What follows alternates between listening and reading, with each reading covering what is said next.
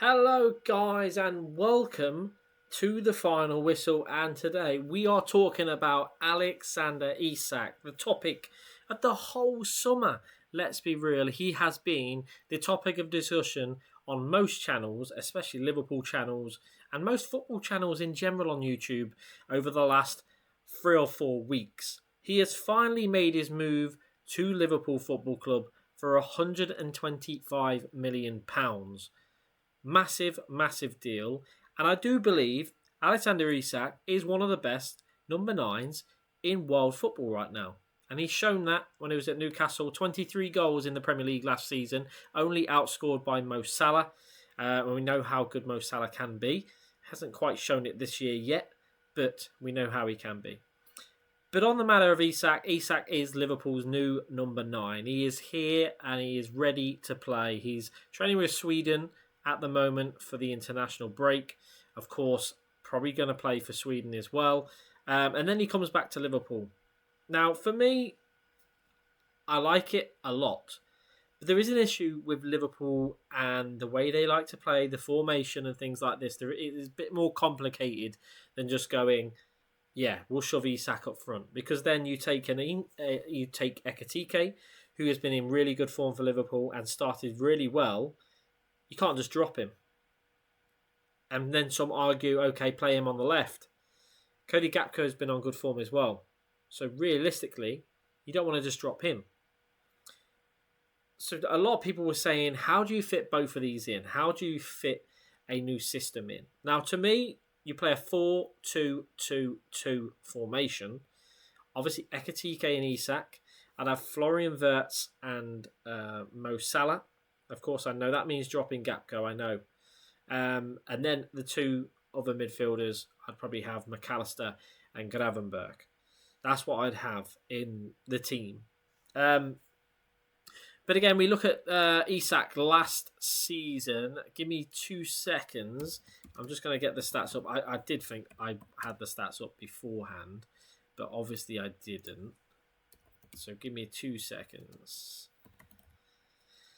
I thought I had them. Yes, I've got them now. So Alexander Isak, let's look at his percentile from the last 365 days. So over their last 365 days, if we look at players similar to him, so the players that are coming on via statistics over the last year, you have players like Omar Mamouche, Harry Kane, Ousmane Dembele, Julian Alvarez, Hugo Ekitike, Vinny Jr., Kylian Mbappe, and players like this. This is what is coming up. But let's look at his percentiles versus other forwards. So his non-penalty goals per 90 minutes is 0.65, putting him in the 90 percentile, which is really high, which is good. The higher to 100, the better it is. His non-penalty expected goals, so his XG for non-penalty goals is 0.58. Puts him in the 89% bracket. And his shots total is also, by the way, doesn't include penalty kicks, 3.15. So let's compare him to, say, another top striker from last season. Let's compare him to Harry Kane of last season. So last season was, where are we? There we are. Right, bear with me. Just getting the results now. So let's look at last season. So Isak played 34 games. Harry Kane played 31. Very similar amount of minutes, to be fair. 90 minutes played, like full 90 minutes. Isak did 30.6 and Harry Kane did 26.5. So we look at the goals. Harry Kane scored 26 goals in the Bundesliga. Isak scored 23 in the Premier League. We look at the assists. Again, assist-wise, Isak's on 6, Harry Kane's on 9. But bear in mind, the league quality is different between the Bundesliga and the Premier League as well. Non-penalty goals, though, funny enough, this is where it gets interesting because 17 for Harry Kane and Alexander Isak has 19. Penalty kicks made. So penalty kicks there. He had 9 last season, did Harry Kane.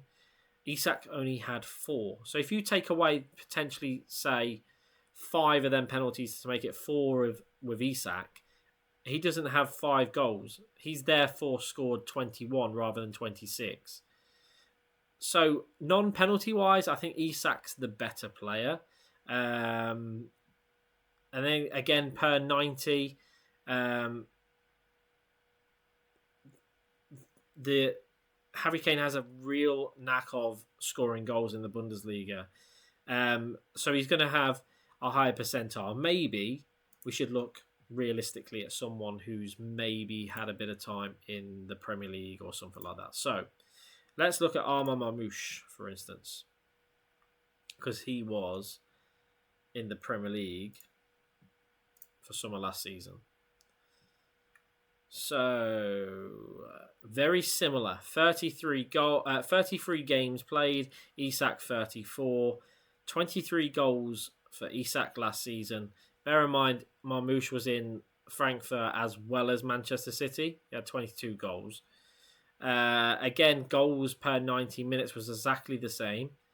Bear in mind, a lot of Marmoush's goals last season were in Frankfurt. 0.75, the same along.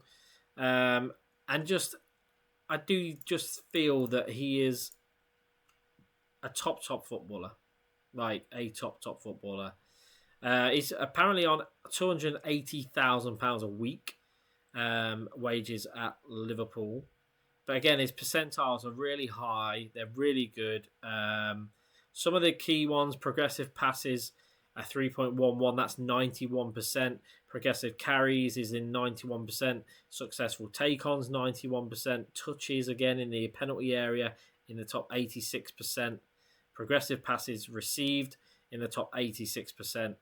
Tackles, interceptions, blocks, clearances, and aerial duels. Not really complaining about that one, to be honest with you, because it doesn't really matter too much. But yeah, you get the gist. But I do think it's a key sign. I think Liverpool have got to somehow figure a way of potentially fitting both in the team, Hugo as well as Alexander Isak. But I do think it can work. And I do think if you have the two here, so you have Isak and Ekitike, you then have the two wider midfielders. You have on this side, you have my right-hand side would be Mo Salah there, and Wirtz here to drop in.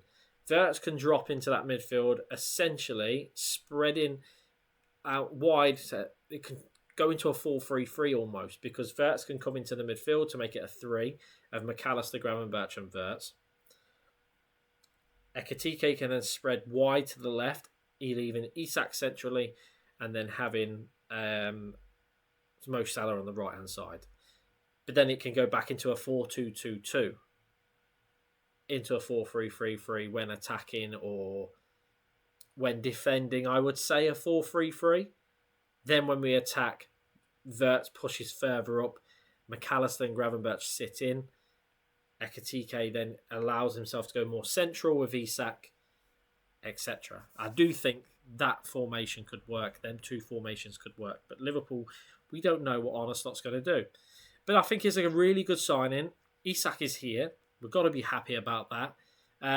Obviously, on the Newcastle standpoint, there's a lot of complaining, a lot of almost having a go and ghosting Isak, despite what he's done at the club. I understand the frustration. If you was a Newcastle fan, I understand that. For me, personally, there's nothing between Newcastle and Liverpool like rivalry or anything like that. I don't think this makes a rivalry, to be honest with you, because I just see it as Isak had promises broken at Newcastle.